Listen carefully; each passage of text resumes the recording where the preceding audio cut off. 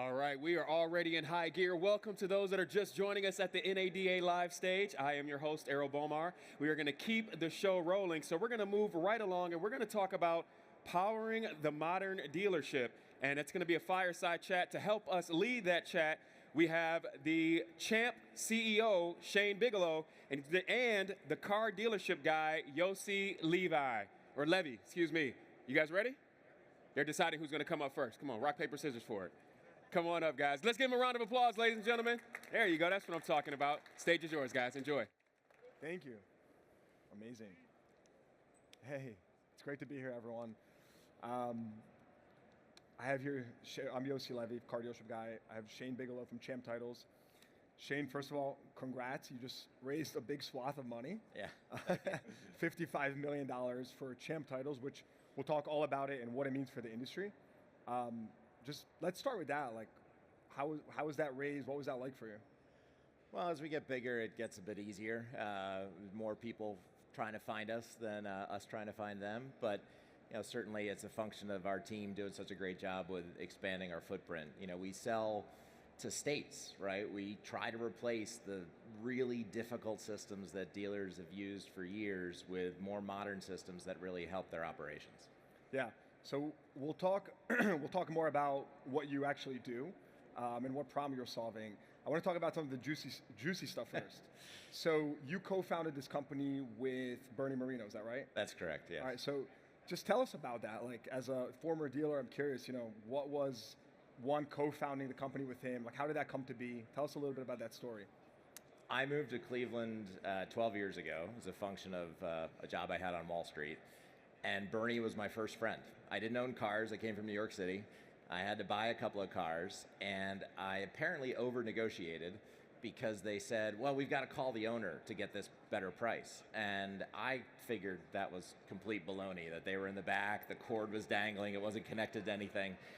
I ran into Bernie a couple of weeks later, and he's like, you're the expletive from New York. And I said, they really called you? He said, yeah. And that was the beginning of our friendships. He was the first friend I made in Cleveland. That was when he was growing his dealership group.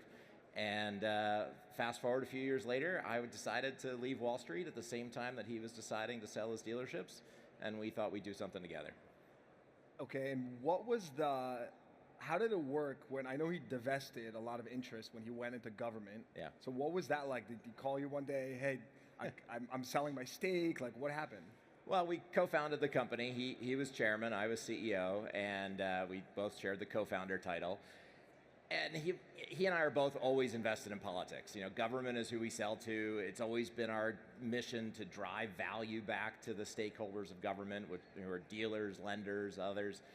And he made this decision to run for office. And so we ran in the first primary, pulled out of the election before the primary, and then won the second time he ran, and now obviously is a U.S. Senator. So the call was basically, I'm going to go do this. And I said, great, I'm going to support you in every way I can. And he said, beat me to the punch. He said, if we're selling the government, I probably can't be an owner. And I said, yeah. So we called our shareholders and said, his stake is for sale, and now, candidly, every time he raised a round of capital, I just text him the valuation. Oh, all right, wow. All right, I love that. So let's talk about what you actually do, the problem that you solve. I love the example that you gave me with Delaware C Corps prior to this. Can you share a little bit about, like, what is the problem in the automotive industry that you're solving? Yeah, so the big issue that dealers and lenders and insurance carriers and service providers to the business have always had to deal with is that state systems are horrible. They just don't work well. And that's why everyone as a consumer generally has a really bad experience with your DMV. No one is super happy about that. So we set out on a mission to try to revamp all of the technology inside of DMVs, to give the driver and the vehicle experience, which are the two sides of a DMV, the driver and the vehicle side, a wildly different, much more current technological experience. And now 7 states and 35 million people are using the system. And one of our states, the commissioner was a former dealer. And the governor at the time was a swashbuckling billionaire. And we launched our system and it went really, really well. And the governor and the head of the DMV came to us and said, what else can we do with this? And we said, there's a problem that dealers have, that acquiring a vehicle, putting it in inventory so that you can know that when you sell it, you're not going to have any problems selling it and their customer experience is going to be awesome. Putting it in inventory and putting that title in your name is actually really slow. And it leads to a ton of dead inventory just sitting on the lots that dealers shouldn't or can't sell. And so the governor said, what do we need to do?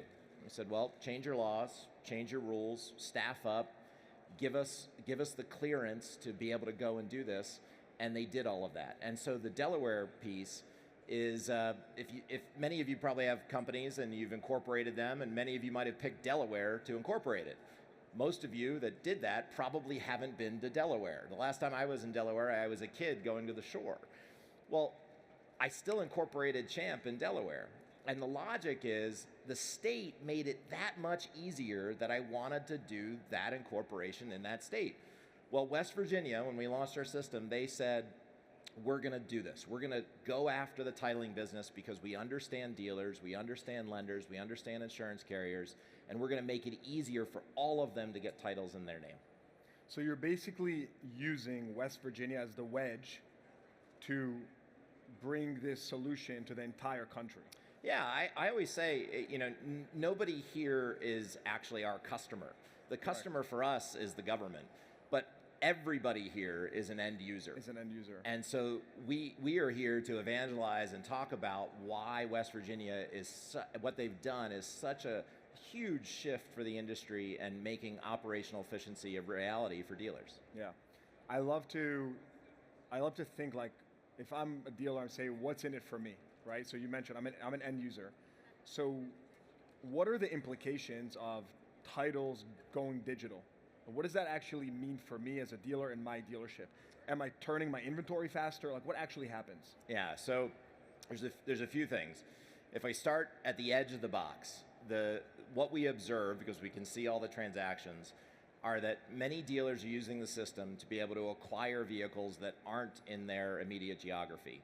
They're able to go out and make an offer on a car and acquire that for used car inventory, and in many cases then sell it with an efficiency that has to mean that they're not actually taking delivery of the car. So at the edge of the box, you've got dealers who are really thinking in a creative way and saying, we'll buy inventory anywhere in the country, we'll figure out how to sell it anywhere in the country, and because the titling process and the paperwork works so well, this is going to be something that we can do to increase our profit.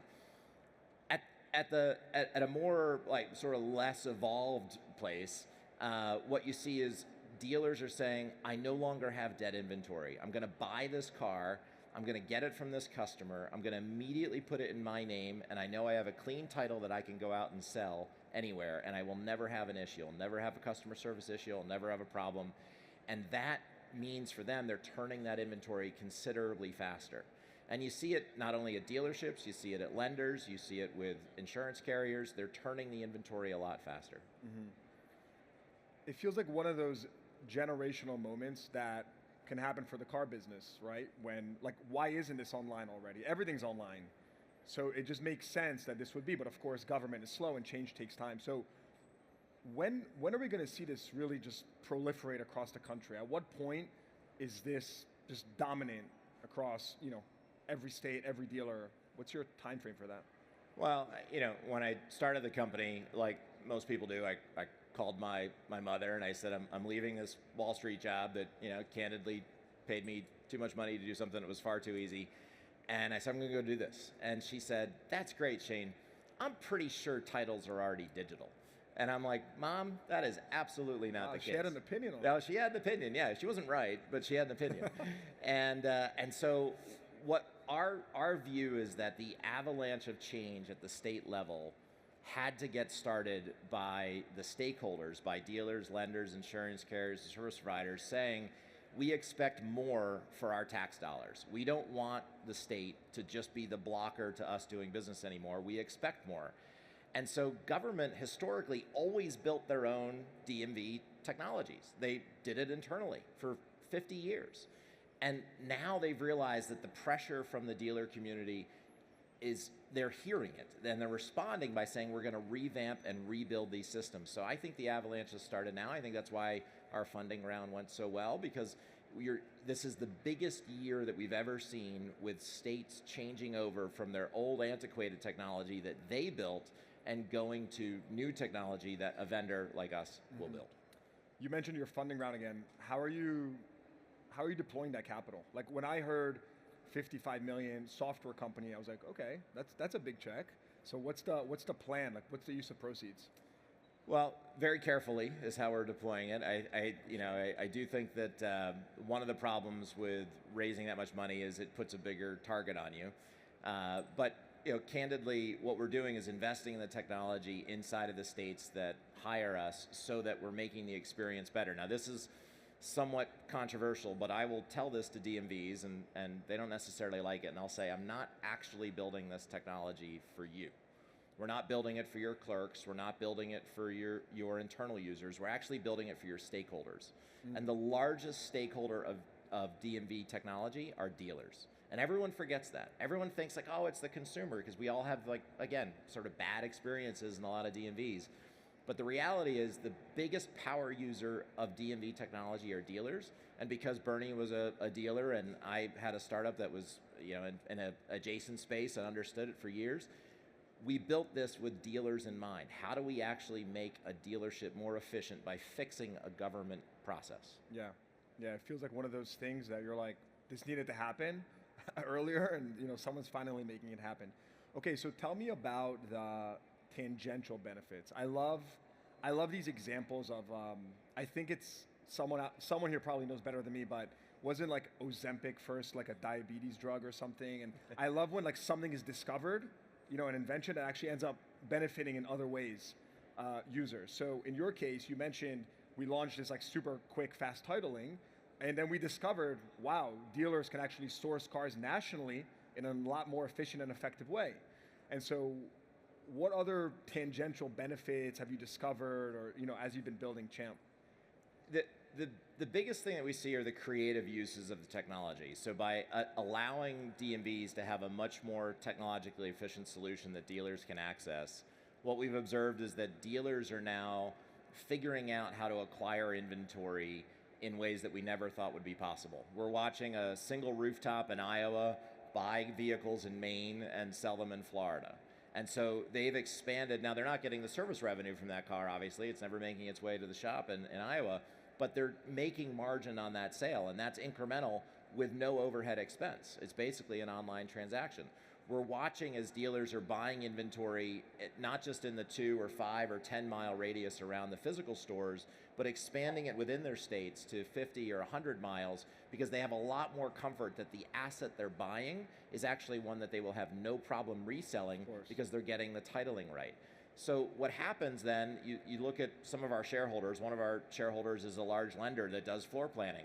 Why would they get involved with our company? Because they look at it and say, wow, this makes a dealership so much more efficient that we're willing to floor plan more, we're willing to drop interest rates, and we're reduce the expense of a dealership who is using this technology effectively. And you're also reducing a lot of risk for them on their end. It's a much less risky customer, so it makes sense that they would do that. Well, fraud is way down in all of our states because why is that? Well, it's so much harder to trick technology than to trick a human that you might encounter or send paper documents into. Our technology is constantly verifying and validating all of the information that comes in on a title, registration, lien, driver's license transaction. And so we know very quickly through the use of AI, and had I been a little smarter, we would have called this an AI company because we've been using it way before it was cool. But we would have figured out that the way that dealers can now have comfort in these transactions at a very modest state-driven expense, right? It's just the statutory fee. You're not paying Champ anything. You're deciding to pay a state a fee in order to get that title in your name as the dealer. How do you make money? The state pays us. The state pays you? Mm-hmm. Oh, that's so dealers there's no program or service for dealers to pay you directly. No. I mean, our view when Bernie and I started this was always that how do you drive government efficiency through technology? How do you reduce the cost for every stakeholder in that DMV transaction? And the way we do it is we improve the technology at the DMV, and the dealers wind up using it. And our big thing in our contracts are pay for performance. So every transaction, the state gets a statutory fee, and we get a portion of it. The logic is, if dealers continue to use the paper process, we're not getting paid. We only get paid when they move over to the digital process. Amazing. I think it's a very fair way to deploy technology at a state level. And the state's saving money, and dealers have a more efficient operation using technology. That's right. So is there an example of you mentioned West Virginia first, and maybe that is the one, but is there an example of a state right now where this has been deployed and you've seen like just disproportionate impact across dealers in that locality, or what comes to mind? Yeah, so a couple of things. Certainly West Virginia is the only state that has changed their laws and rules and staffed up to allow dealers anywhere in the country to get that title in their name within minutes or hours so that they know they can safely resell the vehicle. It's the only state that's done that. Again, the DMV commissioner was a car dealer. He understood it.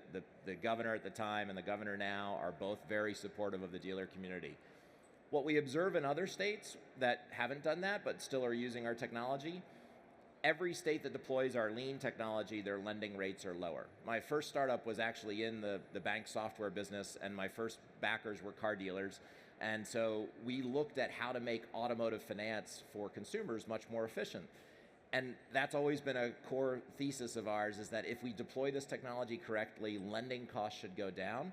So dealers then, obviously, if we all want rates to go down, that's one of the reasons that we're very hopeful about what 2026 looks like. Car sales go up, and that happens in our states. So states that deploy our technology, lending costs are down, car volumes are up. Wait, help me reconcile that. What lending are you talking about? Floor plan lending, the auto lending, like what type of lending? Thankfully, all of the above. But the primary one that I was referencing in that example was lending to the consumer, because the state efficiency process of getting a lien, for a bank to get a lien on or off of a title, considerably easier. So our technology is driving that cost reduction. So you're saying the bank's risk models are simply minimizing the risk of not being able to perfect the lien, and so they're able to lend at a better rate. That's right. It's a commodity product. Lenders are basically all the same. Consumers don't care if they get the loan from, Bank A or Bank B. What they want is a more efficient a loan process. The lender does, that they know they can perfect that lien, and that leads to them dropping costs. So what we observe, and what we always want dealers to do, is just go to your state and say, hey, why don't we have this? Why don't we have a more competitive environment versus our neighboring state who might have our technology? Yeah, that's a great segue to my next question, which is how can dealers, when you say go to the state, what do I really do? Do I go to my association? What's the best way that you've observed, where dealers have been able to make an impact and make use of this technology? Well, Bernie's the first car dealer that's become a U.S. Senator, but there are car dealers in politics everywhere. And car dealerships in aggregate, whether through the association or individually, are generally one of the largest donors in any state. They're also one of the most influential sources of business owners in any state, because they're supporting the communities, because they're driving so much value back to the citizens, and it's very optically pleasing. You see dealerships everywhere. So what I would say is advocate at the state level, whether it's with your governor, with your state senator, with your state congressman, and ask them, why don't we have this technology? Why aren't we able to deploy this in a way that actually makes us more money as a dealer? Amazing. So what's next? What should we be excited about? Well, I mentioned, this is the biggest year for states changing over their technology. So I hope everyone continues to push for that happening. It's also the biggest growth that we've ever seen in dealers using the NDTC, the National Digital Title and Clearinghouse, which is West Virginia's product. And I watch as dealers are reinventing. You see so many of the technology deployments here in the conference, using technology in ways to make themselves more efficient. And I was listening to a speech yesterday, and somebody said, you don't have to be first, but don't be last. And this is the right time to understand what states are offering, revamp the titling process. It's one of those forgotten processes that most people have just outsourced. But the reality is it slows up funding, and every dealer principal knows that. Every dealer principal I've ever met can tell you exactly how many cars are on their lot that they can't sell right now because of a title problem. Yeah, definitely. And you mentioned this is the year where it's accelerating the fastest pace. What's driving that? Is that just timing in your business growth, or is there anything specific, Bernie in Congress, or what is it? It's not federal. It really is that, if you look at all the technology that's being deployed in your dealership, and then in order to sell a car, it dead ends in a paper process, it just doesn't make any sense. And so dealers have been, it's time and money, and dealers have done a great job of putting pressure on their states to say, now is the time, we want new technology. Generally speaking, states, again, they don't have to pay us anything. The transaction charges cover it. And so there's no budget issue. It's very easy for states to acquire what we're doing. The real question is, why doesn't a state make this change to our technology, or maybe even one of our competitors? I'm humble enough to acknowledge that there are others that have technology that's not bad. It's not as good as ours, but it's not bad. And so I hope that dealers continue to push on their states, because that's the change that's happening right now. Amazing work. Shane Bigelow, Champ Titles, thank you so much. This is awesome. Thank you. Appreciate it. Killer. Thank you. Amazing work.